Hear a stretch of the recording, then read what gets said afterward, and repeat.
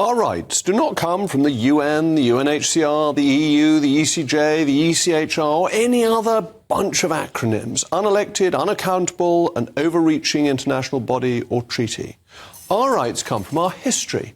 Interestingly, even the authors of Magna Carta maintained it was a confirmation of rights, rights supposedly granted by Edward the Confessor.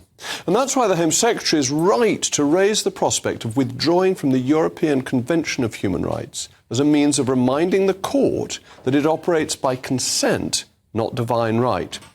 Very interestingly, the former Supreme Court Justice Jonathan Sumption has pointed out in his new support for leaving the Convention that many of the rights that it upholds existed in British law long before we signed the Convention. He wrote in The Spectator today, "There is nothing in it, the ECHR, that we cannot enact by ordinary domestic legislation. We can have whatever rights we want if there is a sufficient democratic mandate for them. The real purpose of the Convention is to make us accept rights which we may not want and for which there may be no democratic mandate." Well, if being part of the ECHR means we cannot secure our borders, then there is no democratic mandate for such a level of interference. As Lord Sumption goes on to say, it's clear we can replace the Convention with a domestic Bill of Rights. Indeed, the whole notion of rights even predates the Magna Carta in 1215.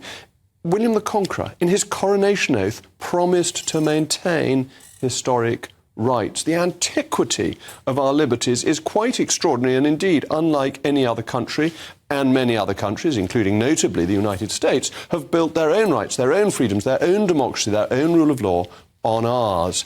And it is much better for our rights to come from our history than to be misconstrued by a foreign and unaccountable court. And this is crucial because the court has consistently demonstrated that it will seek to expand its powers and scope well beyond those that we intended to give it when we signed the Convention. So, in 1978, Strasbourg introduced its method of judicial interpretation known as the living instrument doctrine, in which it claims the right to develop the Convention to recognise new rights that weren't set out in the original document, but that, as the judges put it, are in the spirit of the Convention. But this not only has no democratic mandate, it's purely existing in the minds of the judges. It's not something that has any support or any basis in any document that this government, this country, has agreed to. And it's expanded the jurisdiction of the court, so it now meddles in matters from immigration to environment law to noise abatement that are perfectly well controlled domestically, and where domestic law is more appropriate is the right sphere. And that's why the Home Secretary is wise to remind the court that we could withdraw from the Convention if it won't let us secure our borders.